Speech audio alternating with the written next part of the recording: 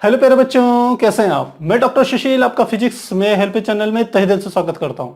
मैं पिछले 22 सालों से टीचिंग कर रहा हूं। मुझे पूरा विश्वास है आपके फिजिक्स से रिलेटेड जो भी प्रॉब्लम्स होगी उनको दूर करने में आपकी पूर्ण रूप से हेल्प कर पाऊंगा। आजकल हम कर रहे हैं नीट के प्रीवियस ईयर्स के क्वेश्चंस की सीरीज को, जो कि हमारी है चैप्टर वाइज। और आज की हम वीडियो में हम करेंगे जो गति के नियम है यानी कि लॉ ऑफ मोशन, इस टॉपिक से रिलेटेड पिछले कुछ वर्षों में जो नीट में प्रश्न आए आज उनको हम सॉल्व करने वाले हैं। तो आप कॉपी पेन रख करके जरूर तैयार रहिएगा।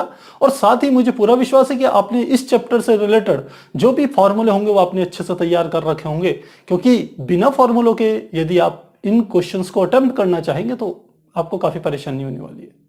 तो पहले फॉर्मूले अच्छे से तैयार कर लीजिए, फिर उसके बाद इस वीडियो को स्टार्ट कीजिए। देखिए आपको कितना मजा आने वाला है। तो फिर शुरू करते हैं। हमारा पहला जो क्वेश्चन 2013 में आया इस टॉपिक से, उसके अनुसार M, 2M तथा 3M द्रव्यमान के 3 ब्लॉक रस्सी द्वारा चित्रानुसार जुड़े हैं। ब्लॉक M पर ऊपर की ओर F बल लगाने पर द्रव्यमान नियत वेग v से गति करते हैं। द्रव्यमान 2M पर लगने वाला कुल बल है। तो देखिए इन्होंने डायग्राम क्या दे रखा है, इस तरीके से बना रखे हैं। 3 ब्लॉक हैं, पहला ब्लॉक और नीचे ये दूसरा ब्लॉक है, और यह इन्होंने बना दिया तीसरा ब्लॉक। इसका द्रव्यमान है m, इसका द्रव्यमान है 2m और इसका द्रव्यमान है 3m। और तीनों किसी रस्सी से आपस में क्या है, जुड़े हुए हैं। ये डायग्राम इन्होंने दे रखा है और ये ऊपर की ओर भी रस्सी है। ये कहते हैं कि ये तीनों द्रव्यमान जब एक दूसरे से जुड़े हुए हैं तो इनको ऊपर की ओर एक नियत वेग v से खींचा जाता है। किससे? नियत वेग v से ऊपर की ओर जब खींचते हैं इनको, सबसे ऊपर वाले को, तो ये सारे के सारे नियत वेग v से गति करते हैं ऊपर की ओर। तो अब आपसे पूछ रहे हैं कि जो 2m द्रव्यमान का पिंड है, कौन सा? 2m द्रव्यमान के पिंड में जो त्वरण उत्पन्न होगा वह कितना होगा। तो प्रश्न को देखें तो काफी आसान प्रश्न है ये। आप देखिए ये तीनों के तीनों द्रव्यमान आपस में जुड़े हुए हैं, तो इनके बीच में जो हम कह सकते हैं थ्रेड होगी, जब स्टार्टिंग में ये तीनों के तीनों आपस में केवल कनेक्टेड होंगे और जब इन्हें खींचना शुरू करा होगा, ठीक उस क्षण इन द्रव्यमानों के बीच की इस रस्सी पर क्या उत्पन्न हो जाएगा? तनाव उत्पन्न हो जाएगा। अब यदि सबसे ऊपर वाले पिंड को v वेग से ऊपर की ओर हम ले जा रहे हैं, तो ऐसा नहीं है कि ऊपर वाला पिंड नियत वेग v से ऊपर की ओर जाए और नीचे वाला उससे कुछ कम वेग से जाए और सबसे नीचे वाला कुछ और कम वेग से जाए या ज्यादा वेग से जाए। अर्थात कहने का अर्थ है कि तीनों के तीनों पिंड एक समान वेग, नियत वेग v से ही ऊपर की ओर जाएंगे। और यदि वेग नियत है इनका और एक सरल रेखा में गति कर रहे हैं तो निश्चित रूप से इन पे कोई त्वरण उत्पन्न होने वाला नहीं है।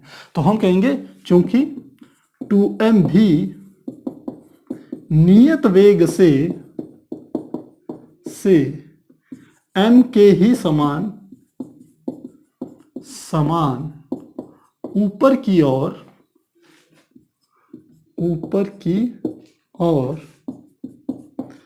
गति कर रहा है या गति करेगा, अतः 2m में उत्पन्न त्वरण बराबर क्या होगा? शून्य होगा।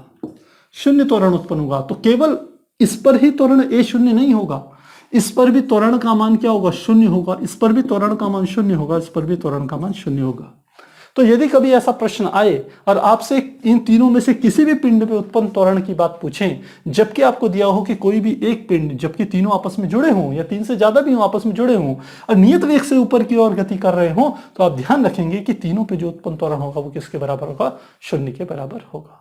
तो इस प्रकार से हम इस प्रश्न को हल करेंगे। 2013 में इसी टॉपिक से एक और जो प्रश्न आया वो इस प्रकार से, इसके अनुसार थीटा कोण पर झुके हुए किसी आनत तल का ऊपरी आधा सिरा पूर्णतः घर्षण रहित है, जबकि नीचे का आधा सिरा खुरदुरा है। तो ये क्या कह रहा है? एक आनत तल ले रहे हैं, तो हमने इस प्रकार से एक आनत तल ले लेते हैं। ये हमने एक आनत तल ले लिया,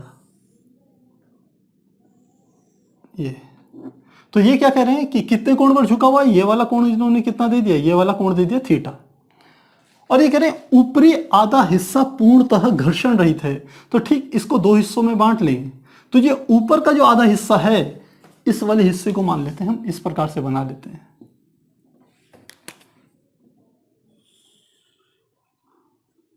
ये जो ऊपर का आधा हिस्सा है, मान लेते हैं इसकी जो लंबाई है टोटल हम मान लेते हैं x मान रहे हैं।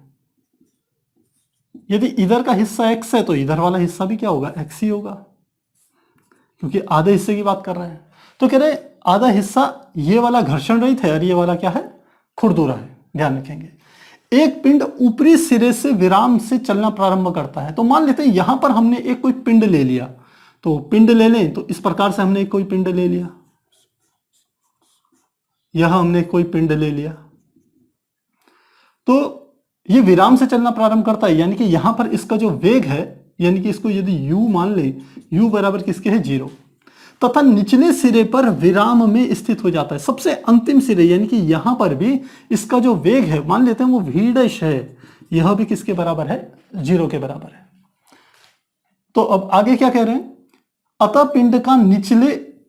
पिंड तथा निचले खुरदुरे पृष्ठ के बीच लगने वाला घर्षण गुणांक है।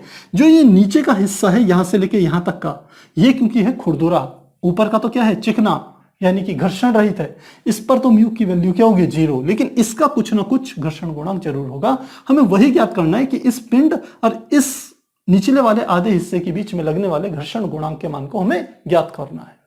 तो किस प्रकार से करेंगे, देखिए इस प्रकार के क्वेश्चंस में हमारे को बनाने पड़ते हैं कि पिंड पर लगने वाले जितने भी बल हैं उन सबको प्रदर्शित करना पड़ता है। तो सबसे पहले हम पिंड पर लगने वाले, इस स्थिति में पिंड पर कितने बल कार्य कर रहे हैं इनको देखते हैं। देखिए ये हमारा एक पिंड है, ये हमने पृष्ठ ले लिया और यहां पर हमारा एक पिंड स्थित है मान लेते हैं। तो इस पिंड पर कौन कौन से बल कार्य करेंगे, एक तो बल नीचे की ओर लगेगा, यह बल हमारा कौन सा होगा mg, मान लेते पिंड का द्रव्यमान mg है, और इस mg के हम दो घटक कर सकते हैं, क्योंकि ये वाला कोण यदि थीटा है तो जो ये वाला कोण होगा, ऐसे वाला ये वाला कोण होगा, यह भी क्या होगा थीटा होगा। तो यह वाला घटक जो होगा ये होगा mg cos थीटा। और ठीक इससे, क्योंकि ये हमारा ये जो पृष्ठ है इस पर यह पिंड स्थित है, इसलिए यह पृष्ठ इस पर एक प्रतिक्रिया बल लगाएगा जो कि विपरीत दिशा में होगा, और इसका मान किसके बराबर होता है, हम जानते हैं प्रतिक्रिया बल को हम n से रिप्रेजेंट करते हैं, ये इसके बराबर होगा। तो mg का एक घटक तो ये हो गया जिसे हम क्षैतिज घटक कहते हैं। mg का दूसरा घटक जो होगा वो इस प्रकार से होगा, और इस घटक को हम नाम देंगे mg sin थीटा। तो जब पिंड यहां पर स्थित है तो इस पर लगने वाले बल यह हैं कुल मिलाकर के। अब इस बलों में ये mg cos थीटा निरस्त हो जाता है n से। क्यों हो जाता है, क्योंकि यह पिंड न तो इस जो हमारा आनत तल है इसके अंदर जा रहा है, न इस आनत तल के पृष्ठ से ऊपर की तरफ जा रहा है, तो इसकी कोई ऊर्ध्वाधर गति नहीं है, इसलिए n किसके बराबर होगा, mg cos थीटा के बराबर होगा। तो पहली स्थिति में हम ले रहे हैं जो n है वह बराबर किसके होगा, mg cos थीटा के बराबर होगा। पहली बात हमें यह पता चल गई। दूसरा, पिंड पर जो बल लग रहा है जिसके कारण पिंड नीचे की ओर गति कर रहा है वो केवल एक ही बल है जो कि है mg sin थीटा के बराबर। तो नीचे की ओर लगने वाला जो बल है वो F, वो बराबर किसके होगा, mg sin थीटा के बराबर होगा। और मान लेते पिंड पे जो उत्पन्न त्वरण है यदि उसको हम a से रिप्रेजेंट करें तो यही mg sin थीटा को हम F को लिख सकते हैं ma, और यह बराबर होगा mg sin थीटा के। तो m से m कट जाए तो यही आ जाएगा a बराबर हो जाएगा g sin थीटा के। इसका अर्थ है ये जो पिंड नीचे की ओर फिसल रहा है क्योंकि ये घर्षण रहित पृष्ठ है, इस पर चलते समय पिंड में जो त्वरण उत्पन्न होगा a वो बराबर g sin थीटा के बराबर होगा। अब हमें क्या करना है, पहले इस बिंदु पर देखेंगे पिंड का वेग क्या होगा, क्योंकि यहां तक आते आते इस पिंड का वेग बढ़ेगा, तेजी से बढ़ेगा। और इस बिंदु के बाद क्योंकि अगला पृष्ठ जो है वो घर्षण वाला है, खुरदुरा है, तो यहां से उस पिंड का वेग घटना शुरू होगा और यहां तक आते आते वो क्या हो जाएगा, शून्य हो जाएगा। तो इस बात को समझने के लिए सबसे पहले हम इस बिंदु पर वेग निकालते हैं। मान लेते हैं यहां पर वेग था u और इस बिंदु पर मान लेते हैं वेग क्या है, v है। तो इस बिंदु पर वेग के लिए यदि हम एक्सप्रेशन निकालें कितना वेग होगा, तो हम सूत्र जानते हैं गति के नियम से, v स्क्वायर बराबर होता है u स्क्वायर, और साथ में क्योंकि नीचे की ओर है प्लस 2as, ऐसे लिखा जा सकता है।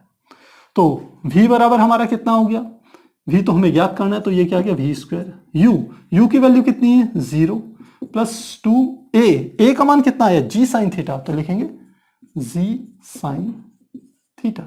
और s यहां से लेके यहां तक की दूरी कितनी है, ये तो x के बराबर है जो हमने लिखा है, तो इनटू क्या आ गया x। तो यानी कि v स्क्वायर की वैल्यू आ गई 2gx sin थीटा।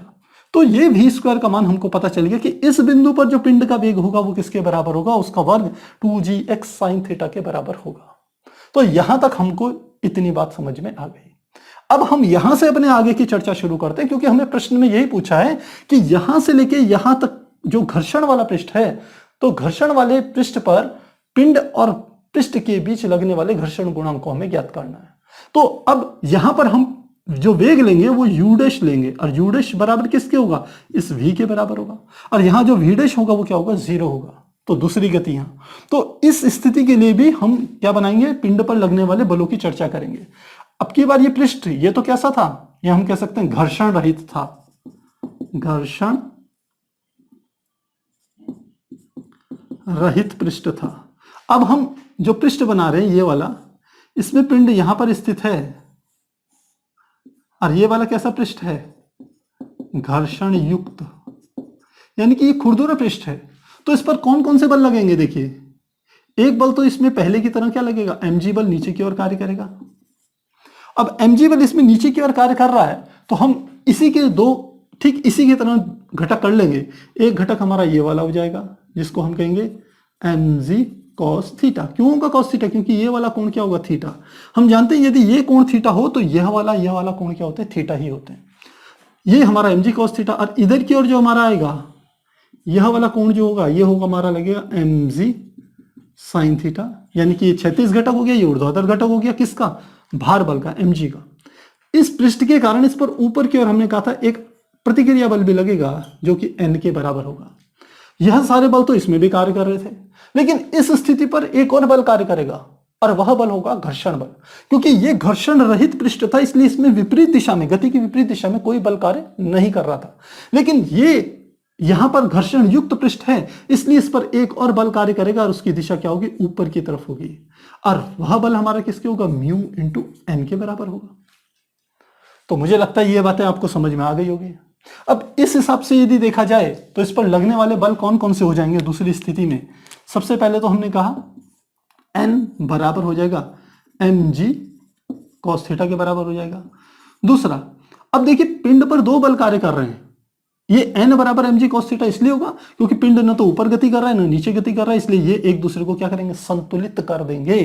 तो n बराबर mg cos थीटा के बराबर होगा, पहली बात। दूसरा, हम कह रहे हैं पिंड नीचे की ओर गति कर रहा है, नीचे की ओर कौन सा बल कार्य कर रहा है, mg sin थीटा। ऊपर की ओर कौन सा बल कार्य कर रहा है, म्यू n। तो यानी कि कौन सा बल बड़ा होगा, जिधर की ओर पिंड गति कर रहा है वही बल बड़ा होगा।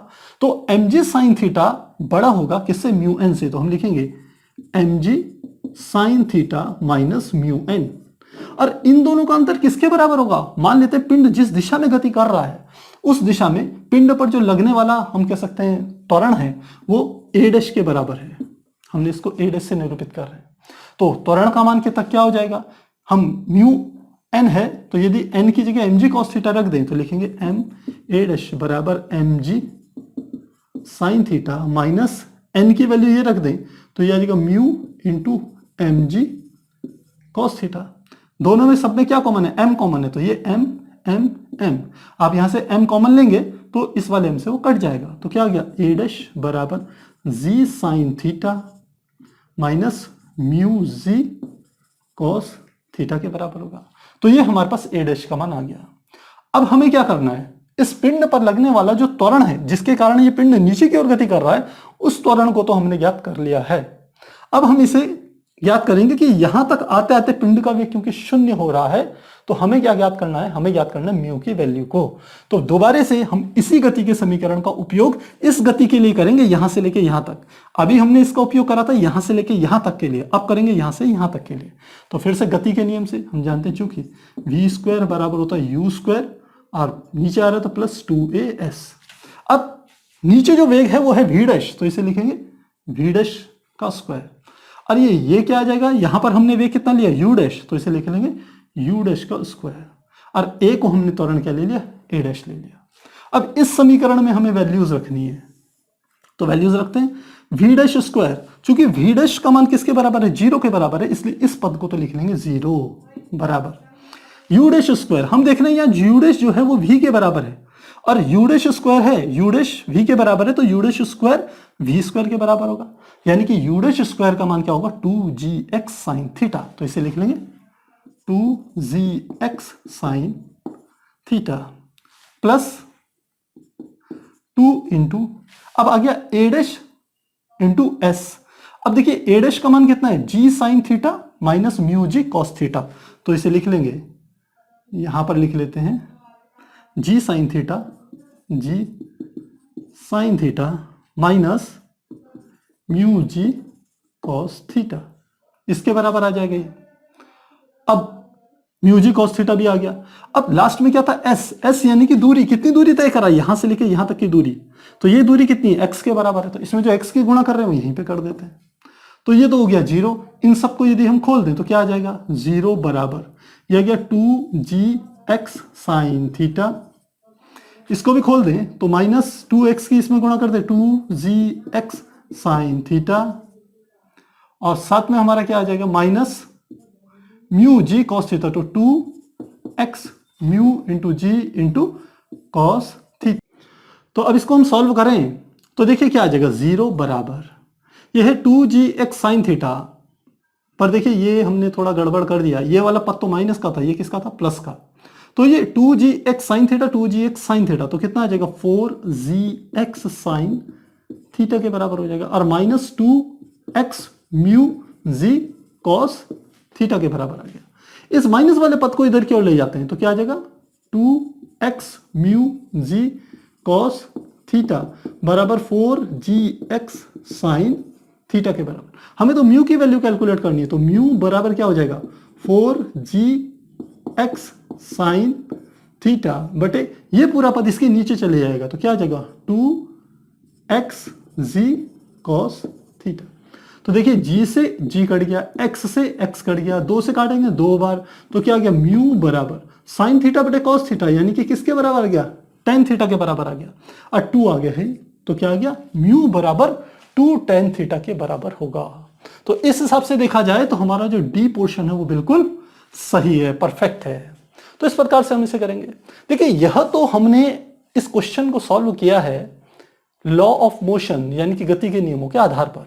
इसका एक शॉर्टकट मेथड भी है जिसको कि हम वर्क पावर, जो हमारी कार्य ऊर्जा प्रमेय होती है, वर्क पावर एनर्जी जो हमारी थ्योरम होती है, उसके आधार पर हम कर सकते हैं। तो वर्क एनर्जी थ्योरम के आधार पर हम इसे सॉल्व करेंगे।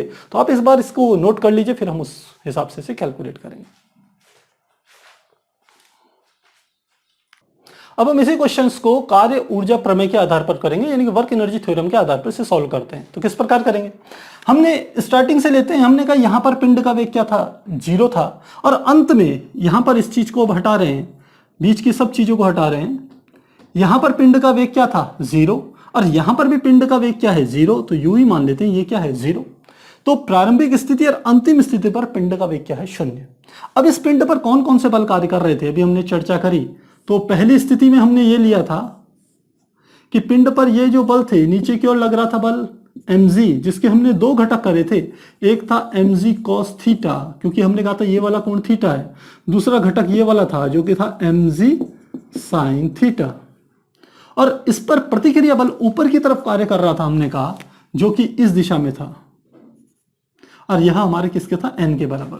तो यहां से हमने निकाला था n बराबर था mg cos थीटा के, और जो इस दिशा में जो बल लग रहा था वो था mg sin थीटा। आप ध्यान रखिए पहली स्थिति में, जबकि ये पृष्ठ कैसा था, ये वाला पृष्ठ था घर्षण रहित। अब दूसरे पृष्ठ पे चर्चा करते हैं। हमने कहा ये फिर पृष्ठ बनाया था हमने, और यह वाला फिर से पिंड ले लिया, इस पर लगने वाला एक बल नीचे की ओर mg था, तो फिर से हमने इसके 2 घटक कर लिए थे। एक था mg cos थीटा, क्योंकि ये वाला कोण अभी भी थीटा ही है, और एक इधर की ओर बल लग रहा था, ये था mg sin थीटा। और जो प्रतिक्रिया बल था ऊपर की ओर, वो ऊपर की ओर लग रहा था, जो कि n के बराबर था। यहां से भी हमने देखा था जो n था वो किसके बराबर था, mg cos थीटा के बराबर था। लेकिन इस स्थिति में क्योंकि यह वाला पृष्ठ क्या था, घर्षण युक्त पृष्ठ है ये, तो इस पर ऊपर की ओर एक और बल कार्य कर रहा था, जिसको हम म्यू n से रिप्रेजेंट कर रहे थे। तो अब इन दोनों बातों को समझ करके, ये हमने पहले भी समझी थी, अब यहां पर हम टोटली बात करते हैं। हमारी कार्य ऊर्जा प्रमेय कहती है कि जो किया गया कार्य होता है वह बराबर हमारा होता है डेल्टा ई, यानी कि यह डेल्टा के काइनेटिक एनर्जी में, किसी वस्तु पर किया गया कार्य उस वस्तु की गतिज ऊर्जा में परिवर्तन के बराबर होता है। ये हमारी कार्य ऊर्जा प्रमेय होती है। तो जब इसका हम इस्तेमाल करेंगे, इसमें देखिए इस बिंदु पर ऊर्जा कितनी होगी, यदि ऊर्जा का फार्मूला लगाएं 1/2 mv², क्योंकि v 0 है तो इस बिंदु पर काइनेटिक एनर्जी क्या है, 0। कोई वेग नहीं था शुरू में, अंत में ये पिंड फिर से यहां पहुंच गया तो इसका वेग फिर से क्या हो गया, 0, यानी कि k = 1/2 mv²। यदि सूत्र लगाएं तो फिर यहां पर काइनेटिक एनर्जी क्या होगी, 0। तो काइनेटिक एनर्जी डेल्टा के में तो कोई परिवर्तन नहीं हो रहा है, तो हमें यहां से पता चल गया कि जो डेल्टा के है उसकी वैल्यू तो क्या है, 0 है। अब डेल्टा के की वैल्यू तो 0 हो गई। अब देखिए कार्य कितना कर रहे हैं, आप देखिए यहां से लेके यहां तक की पूरी गति के दौरान इन दोनों की यदि बात करें तो एक बल mg sin थीटा यहां पर भी और mg sin थीटा बल यहां पर भी, ये बल ऊपर से लेके नीचे तक एक समान रूप से कार्य कर रहा है। तो नीचे लगने वाला बल कौन सा हो गया, mg sin थीटा, एक बल हमारे पास ही आ गया। और एक बल केवल ऊपर की ओर कार्य कर रहा है जो कि हमारा किसके बराबर है, म्यू एन के बराबर है। तो अब हम निकालेंगे कार्य, तो लिखेंगे किया गया कार्य बराबर क्या हो जाएगा, हमारा कार्य बराबर हमारा हो जाएगा, क्योंकि दो बल कार्य कर रहे हैं तो एक को ले लेते हैं W1 और दूसरे को ले लेते हैं W2।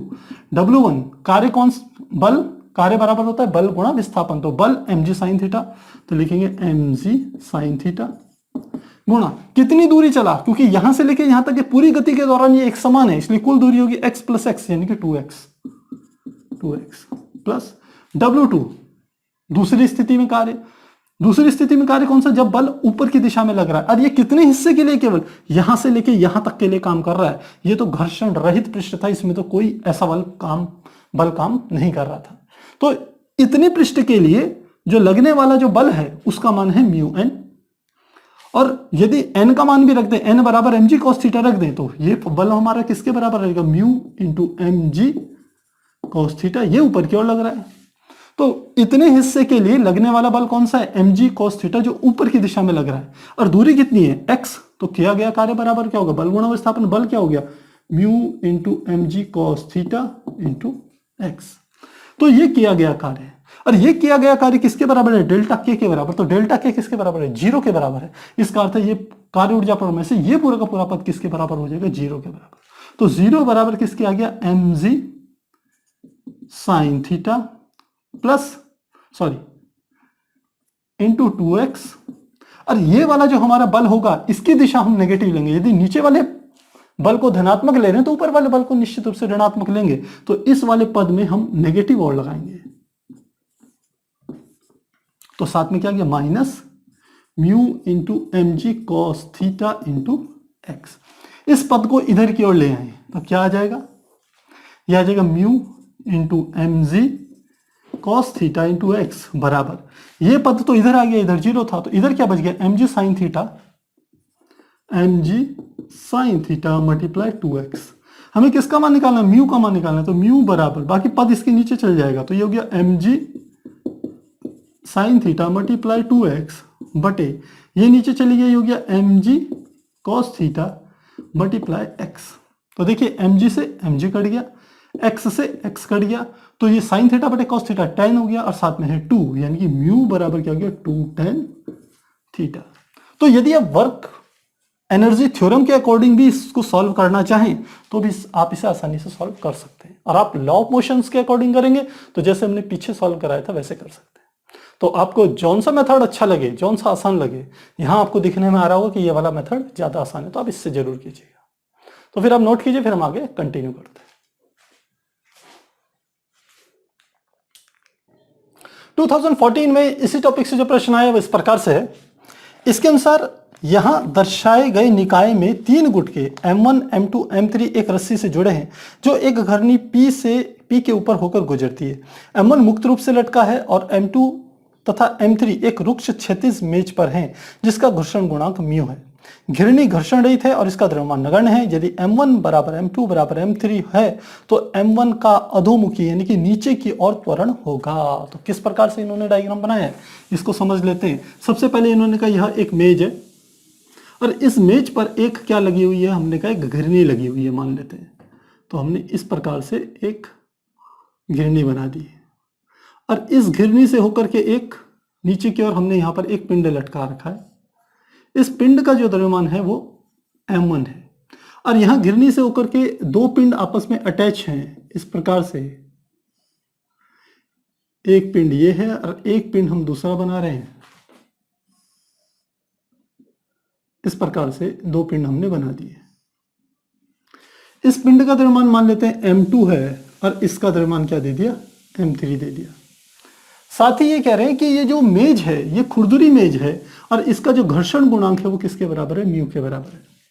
अब ये कहते हैं कि यह पिंड पर जो नीचे की ओर बल लग रहा है, जो त्वरण लग रहा है, उसके बारे में ये कह रहे हैं तो अधोमुखी नीचे की ओर त्वरण होगा, यानी कि नीचे की ओर जो पिंड गति कर रहा है नीचे की ओर, इस त्वरण यदि a है तो हमें इस a के मान को क्या करना है, ज्ञात करना है। और हमें प्रश्न में दिया हुआ है कि m1 बराबर है m2 बराबर है m3 के, और ये तीनों किसके बराबर हमने मानना है, m के बराबर मान लेने हैं। तो इस प्रकार से हम इस प्रश्न को क्या करते हैं, देखते हैं कि किस प्रकार से इसे सॉल्व किया जाए। हम इन तीनों के तीनों जो हमारे पिंड हैं इन पर लगने वाले बलों की अलग अलग चर्चा करेंगे। सबसे पहले हम m1 पिंड की बात करते हैं। तो सबसे पहले m1 पिंड बना लेते हैं। हमने कहा यह हमने पिंड बना लिया, कौन सा पिंड हो गया, ये m1। m1 पर आप देख रहे हैं ये ऊपर की ओर रस्सी लगी हुई है, ये ऊपर की ओर रस्सी है, तो इसके कारण इस पर जो बल लग रहा होगा, एक बल तो नीचे की ओर लग रहा होगा, ये बल कौन सा होगा, mg। और इसका एक विपरीत बल ऊपर की दिशा में तनाव बल लग रहा होगा जो कि इस स्ट्रिंग, इस रस्सी से जुड़ा हुआ होगा, और उसको हम नाम दे देते हैं, मान लेते हैं वो बल है T1। तो इस पर लगने वाला बल कौन सा आ गया, T1 आ गया। अब इस पर यही दो बल कार्य करेंगे। अब यदि m2 की बात करी जाए, ये हमने दूसरा पिंड ले लिया जो कि हमारा क्या है, m2। इस m2 पर एक इधर की ओर ये रस्सी जुड़ी हुई है, क्योंकि यह वाली रस्सी घूम करके यहां गई हुई है, तो यदि इस पे तनाव बल T1 है तो इस पर भी जो इधर की ओर तनाव बल होगा वो T1 के ही बराबर होगा। आप ध्यान रखना, तनाव बल की जो दिशा होती है हमेशा पिंड से ऊपर की तरफ रहती है, पिंड से बाहर की तरफ रहती है। तो पिंड यदि ये है तो ना ऊपर की ओर होगा, पिंड यदि ये है तो तनाव इस दिशा में होगा। तो ये एक ही रस्सी जुड़ी हुई है इन दोनों पिंडों से, तो दोनों पर तनाव सेम होगा, अलग अलग नहीं होने वाला। तो इस पर लगने वाला तनाव बल की डायरेक्शन क्या होगी, ये वाली होगी T1। इस पर जो एक बल कार्य कर रहा होगा वो mg बल नीचे की ओर कार्य कर रहा होगा इसके भार के कारण, और mg बल नीचे कार्य कर रहा होगा तो प्रतिक्रिया बल एक n बल ऊपर की तरफ भी कार्य कर रहा होगा। अब ये m2 इससे भी जुड़ा हुआ है, इसलिए इस पर एक बल कार्य कर रहा होगा जिसकी दिशा क्या होगी, विपरीत दिशा में होगा। हम कह सकते हैं इस पर जो बल, इस दिशा में जो तनाव बल होगा वो किस प्रकार से होगा, इस दिशा में होगा T2, क्योंकि यहां पर दोनों के दोनों पिंड हैं। तो जैसे मैंने आपको बताया था पिंड से बाहर की ओर निकलेगा तो m2 में जो तनाव बल यदि T1 इधर की ओर है तो T2 इधर की ओर होगा इस पिंड में। तो मुझे लगता है ये भी आपको समझ में आ गया होगा। तीसरा, इस पिंड के बारे में चर्चा की जाए। अभी इस पर एक बल और कार्य करेगा, देखिए कौन सा बल, क्योंकि ये मेज पर स्थित है, इस पर एक और बल कार्य करेगा जो कि हमारा होगा घर्षण बल। और घर्षण बल की दिशा, क्योंकि पिंड इस दिशा में जा रहा है, यह भी a त्वरण से इधर की ओर मूव कर रहा है, यह भी a त्वरण से इधर की ओर जाएगा और यह भी a त्वरण से ही इधर की ओर जाएगा। तीनों जुड़े हुए हैं, तीनों a त्वरण से नीचे की ओर जा रहे हैं, तो हमें ज्ञात करना है a के वैल्यू को। तो इस पर लगने वाले त्वरण का मान तो a ही होगा, इस पर भी दोनों में सेम होगा जो कि इस दिशा में है। लेकिन इस पर क्योंकि पिंड इस दिशा में गति कर रहा है इसलिए इस पर लगने वाले जो घर्षण बल होगा वो विपरीत दिशा में कार्य करेगा और उसका मान क्या होगा, यदि घर्षण गुणांक म्यू है तो वो म्यू n के बराबर होगा। तीसरा पिंड ले लेते हैं, यहां पर ये वाला पिंड, ये हम ले लेते हैं m3। ये पिंड हमारा कौन सा गया, m3। तो लगने वाला बल नीचे की ओर ही लगेगा, mg। हमने कहा m1 m2 m3 किसके बराबर है, m के बराबर, इसलिए लगने वाले बल को हमने तीनों को mg से रिप्रेजेंट किया है, ध्यान रखिएगा। अब इस पर प्रतिक्रिया बल फिर से ऊपर की ओर लगेगा, तो प्रतिक्रिया बल क्या है, m के बराबर है। फिर इस पर एक तनाव बल लगेगा, तनाव बल इस दिशा में लगेगा क्योंकि ये पिंड से बाहर की ओर होगा। तो ये दोनों के दोनों, ये m2 और m3 एक ही रस्सी से जुड़े हुए हैं, यदि इसका तनाव बल T2 है तो इस पर भी तनाव बल T2 ही होगा। तो ये क्या होगा, T2 पर m2 के लिए T2 इधर की ओर होगा, m3 के लिए T2 इधर की ओर होगा, ये ध्यान रखिएगा। अब m3 पर इधर की ओर तो कोई रस्सी नहीं है, लेकिन जब ये इधर की ओर गति करेगा ये m3, तो इस पर भी यही वाला घर्षण बल कार्य करेगा और इसकी दिशा क्या होगी, इस दिशा में होगी जो कि म्यू n के बराबर होगा। तो मुझे लगता है सब पिंडों के जो फ्री बॉडी डायग्राम थे, यानी कि किस पिंड पर कितने बल कार्य कर रहे थे स्वतंत्र रूप से, वो हमने बना लिए। अब इनको कैलकुलेट करना देखिए आसान है। हमने कहा इस पर, क्योंकि पिंड नीचे की ओर गति कर रहा है किससे, ए त्वरण से, तो कुल बल क्या हो जाएगा, एम ए बराबर नीचे लगने वाला बल ऊपर से लगने वाले बल से ज्यादा होगा तभी पिंड नीचे गति करेगा, तो इधर लगने वाला बल क्या है, एम जी, और ऊपर लगने वाला बल क्या है, T1, तो mg माइनस T1 पहला। इसकी बात करें, इस पर लगने वाला बल क्या है, पिंड इस दिशा में गति कर रहा है, देखिए T1, तो क्या आ जाएगा, यदि इस दिशा में गति कर रहा है किससे, ma त्वरण से, क्योंकि सब पे त्वरण का मान लेफ्ट हैंड साइड बराबर है, तो ये क्या आ जाएगा, ma बराबर इस दिशा में गति कर रहा है। अब इस दिशा में कौन कौन से बल लग रहे हैं, T1, तो T1 इधर की ओर आ गया, और इधर की ओर कौन कौन से बल कार्य कर रहे हैं, T2 और म्यू एन, तो माइनस T2 और माइनस म्यू एन के बराबर होगा।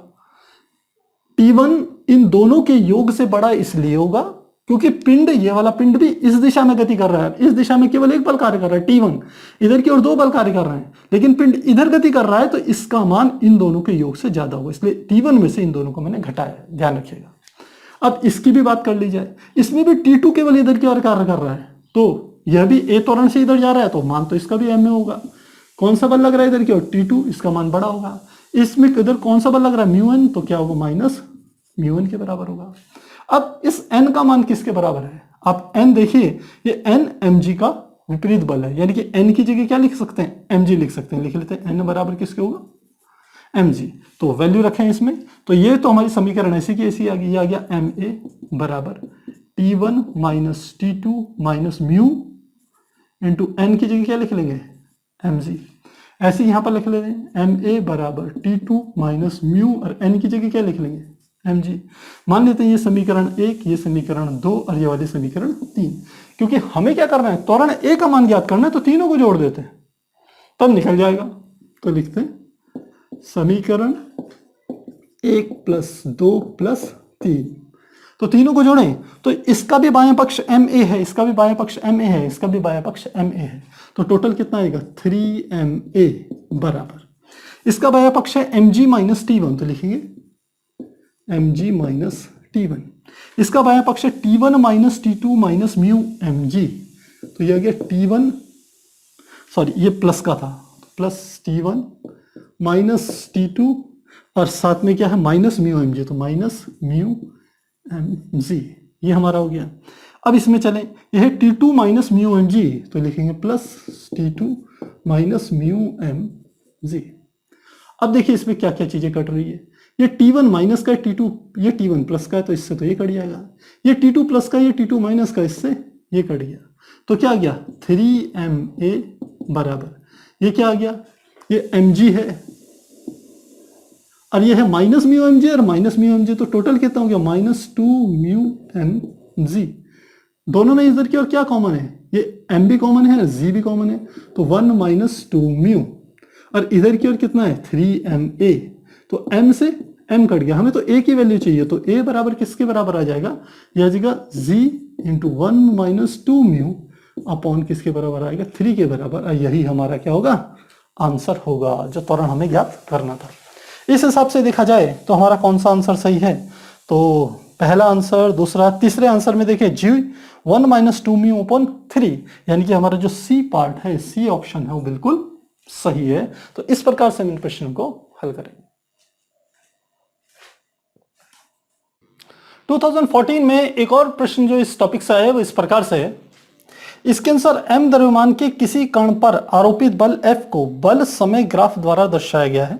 समय t बराबर 0 से t बराबर 8 सेकंड तक के अंतराल में कण के संवेग में परिवर्तन होगा। तो हमें क्या दिया है, हमें ज्ञात करना है t बराबर 0 से t बराबर 8 सेकंड तक संवेग में परिवर्तन, संवेग में परिवर्तन, इसको हमें क्या करना है, ज्ञात करना है।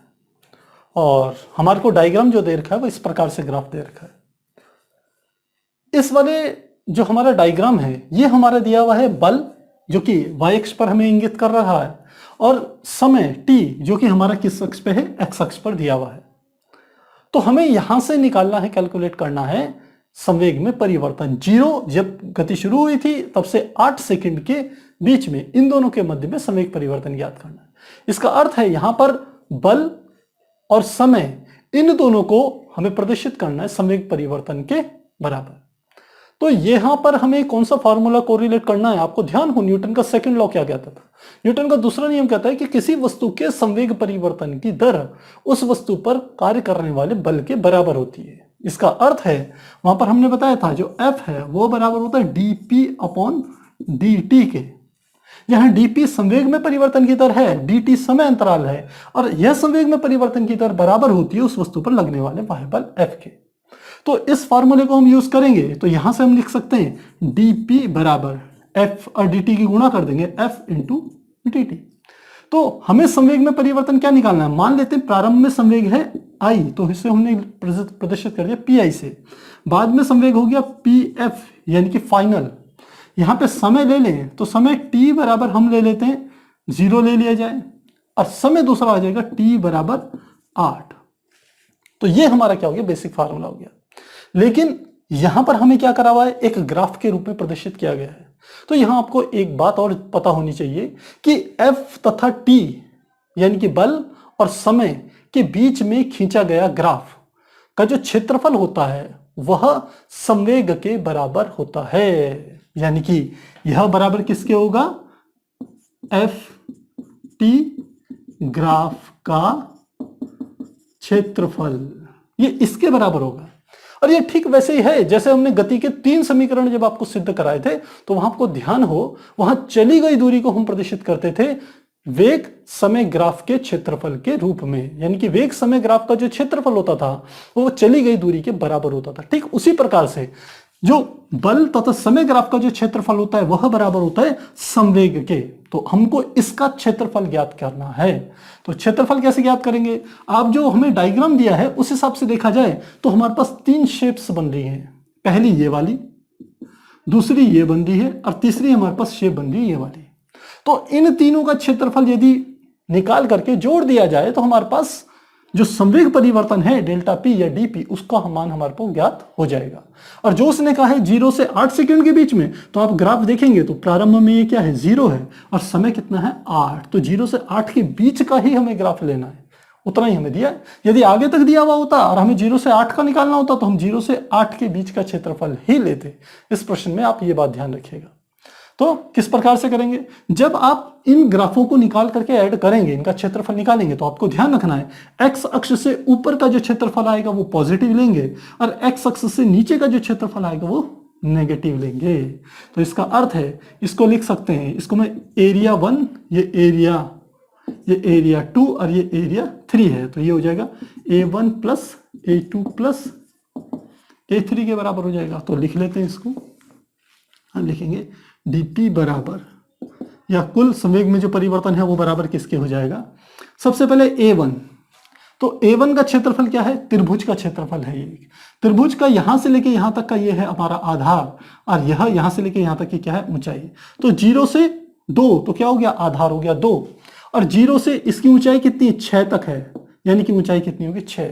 तो त्रिभुज का क्षेत्रफल यहां पे लिख लेंगे पहले, त्रिभुज का क्षेत्रफल प्लस दूसरे नंबर पे क्या है, ये आयत का क्षेत्रफल हो गया, क्योंकि यहां से लेके यहां तक की दूरी कितनी होगी 2 और यहां से लेके यहां तक की दूरी कितनी होगी 3। तो दूसरे में लिखेंगे आयत का क्षेत्रफल प्लस, फिर तीसरा देखा जाए तो तीसरा भी हमारा आयत का क्षेत्रफल है, आयत का क्षेत्रफल, बस हम मान रखते जाएंगे। तो dp बराबर त्रिभुज का क्षेत्रफल, ये वाला हमारा त्रिभुज है, तो त्रिभुज क्या हो गया 1/2 आधार गुणा ऊंचाई। तो 1/2 यहां से लेके यहां तक की दूरी कितनी है, 0 से लेके 2, और यहां से यहां तक की ऊंचाई कितनी है 6। तो क्या लिख लेंगे 1/2 गुणा 2 गुणा 6 प्लस 1/2 आधार गुणा ऊंचाई। ये हमारा आयत का क्षेत्रफल है, क्योंकि नीचे है इसलिए इसके लिए निशान लगा देंगे माइनस का। और आयत का क्षेत्रफल क्या होगी, लंबाई गुणा चौड़ाई। तो यहां से यहां तक की दूरी कितनी है 4, और यहां से यहां तक की दूरी कितनी है 3। तो कितना आ जाएगा, सीधे 2 गुणा 3। आप चाहते तो यहां यदि -3 मान ले लेते तो भी एरिया क्या आता, नेगेटिव में ही आता। तीसरा आ गया प्लस आयत का क्षेत्रफल।